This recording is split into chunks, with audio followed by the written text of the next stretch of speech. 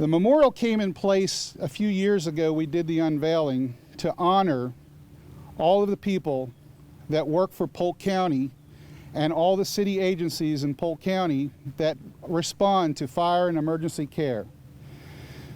As you can see, we've had several line of duty deaths, and if you look around this beautiful park, you'll notice that everybody else, law enforcement has an incredible memorial, the veterans have an incredible memorial, and we wanted the fire and EMS professionals to have a memorial too. And this park, Veterans Park, was the most fitting place that we could figure to have this memorial. These are individuals, just as law enforcement, put their lives on line every day, not knowing when they come to work in the morning whether they're going to go home. And it's not the most dramatic of everything that we see on TV. It could be the simple calls from just being on the side of the road, working an accident, and somebody impacting us and taking one of our lives away, or dealing with somebody who has an infectious disease that we may take away with us and end up taking one of our lives. So that's the reason why this memorial is here. But more than that, this memorial was placed here to bring some togetherness of all the fire departments in Polk County. This is not a Polk County Fire Rescue Memorial. It wasn't for Polk County Fire Department. It was designed for all of the agencies that provide fire and EMS care in Polk County.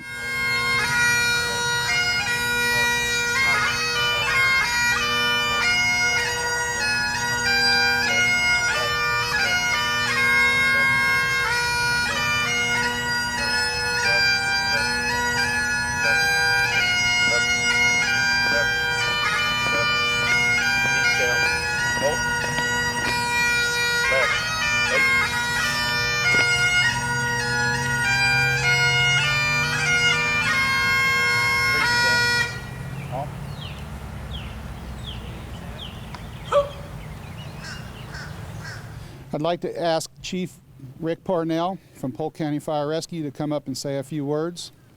Chief Parnell.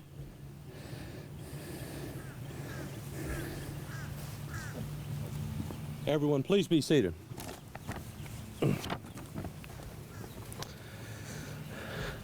I appreciate the invitation to speak here today. This week in history is very important to the members of the fire and rescue community. It's Fire Prevention Week. Fire Prevention Week was established to commemorate the Great Chicago Fire, the tragic 1871 conflagration that killed more than 250 people, left 100,000 homeless, destroyed more than 17,400 structures, and burned more than 2,000 acres. The fire began 143 years ago on this very day, October 8th, but continued into and did most of its damage on October 9th, 1871. The Great Chicago Fire was the best known blaze to start during this fiery two-day stretch, but it wasn't the biggest. That distinction goes to the Peshtigo Fire, the most devastating forest fire in American history. The fire, which also occurred on October 8, 1871, and roared through northwest Wisconsin, burning down 16 towns, killing 1,152 people, and scorching 1.2 million acres before it ended. Those who survived the Chicago and the Peshtigo fires never forgot what they had been through. Both blazes produced countless tales of bravery and heroism, but the fires also changed the way that firefighters and public officials thought about safety. While everyone here may be somewhat familiar with these stories, we need to continue to tell them so as never to forget.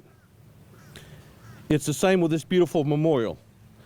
We should never forget those we place here. While I consider it an honor and a privilege to remember our fallen brothers and sisters, I would not be upset if we never had to add another name to any of our fallen firefighter memorials anywhere.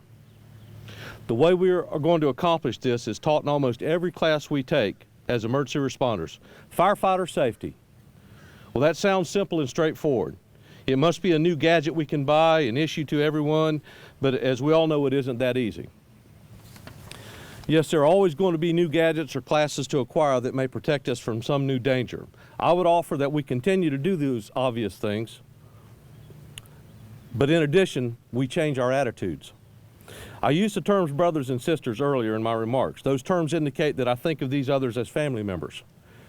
If those firefighters on the next engine company or in the next automatic aid company were in fact your family members, would you train differently? Would you use scene accountability differently? I would. As most of you know, my son's a firefighter in our department. I confess that I listen to the radio traffic differently when I know my family's involved. Though there's not much I can do from my office, if he got injured, I would have to face his mother when I got home. I guess the point that I'm trying to make is that if we are brothers and sisters like we say, then let's start acting more like it. It doesn't matter what patch is on our sleeve or what color the stripe is on our trucks. We all have the same mission. Some people call us when they need help. We respond to protect lives and property. Because the situations are dangerous, we need to look out for each other better. I'm very proud and thankful for all the lifelong friends I've met from ours and other departments. Almost every day I see folks who I've stood shoulder to shoulder with on fire grounds or sat next to in the almost endless classes we have all taken. I have eaten with them, laughed with them, and also cried with them. I call them my friends, but my description was of family, not of friends. For me, the fire service is truly a family. Not just a fire service at one station or one department, but the entire fire service. It shouldn't matter whether we work together every day in my department or you work for the city of Lakeland or even FDNY. Many of us have immediate family members that have moved across this country or even around the world for one reason or another. Those distances do not and should not make them any less family. Thank you.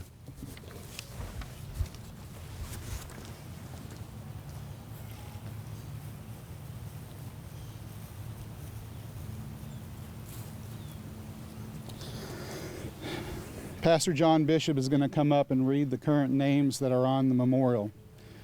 With that being said, the current names that are here, I hope and I pray that we'll never add another name to this memorial again.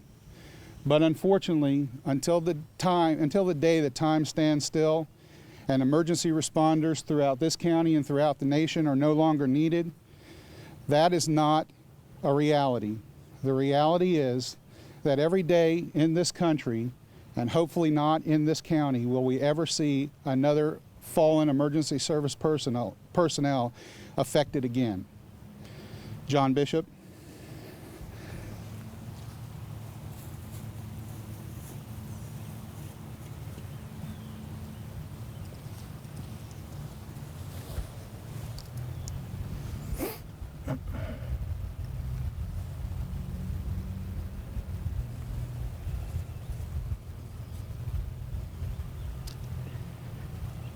There was, many years ago, a song penned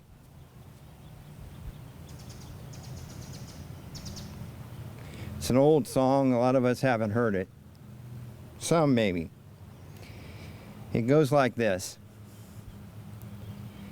There's a land beyond the river that they call the sweet forever, and we only reach that shore by faith's decree. One by one we'll gain the portals, there to dwell with the immortals, when they ring the golden bells for you and me. Don't you hear the bells now ringing? Don't you hear the angels singing?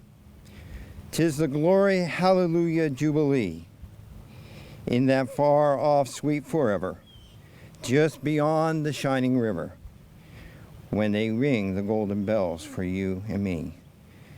We shall know no sin or sorrow in that heaven of tomorrow, when our hearts shall sail beyond the silvery sea. We shall only know the blessing of our Father's sweet caressing, when they ring the golden bells for you and me. Don't you hear the bells now ringing?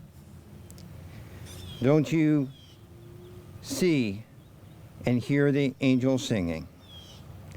'Tis the glory, hallelujah, jubilee, in that far off sweet forever, just beyond the shining river, when they ring the golden bells for you and me. Let us remember those that have gone on before. Marvin Butler, Firefighter, Polk County Fire Department. End of service, 1980. William C. Runyon, firefighter, Polk County Fire Department. End of service, 1981. Joel Schwartzberg, paramedic, Polk County EMS, 1989. Robert Gilmore, paramedic, Polk County EMS. End of service, 2003. And Benjamin Lang, firefighter, Polk County Fire Department, 2004.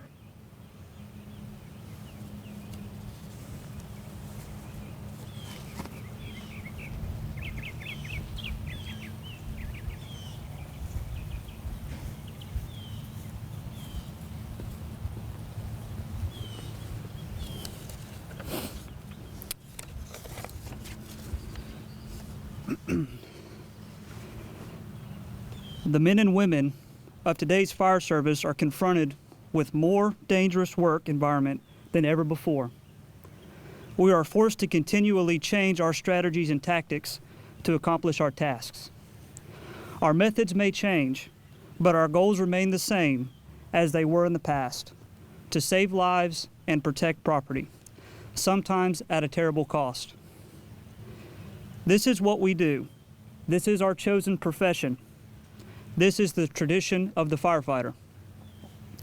The fire service of today is ever-changing, but is steeped in traditions 200 years old.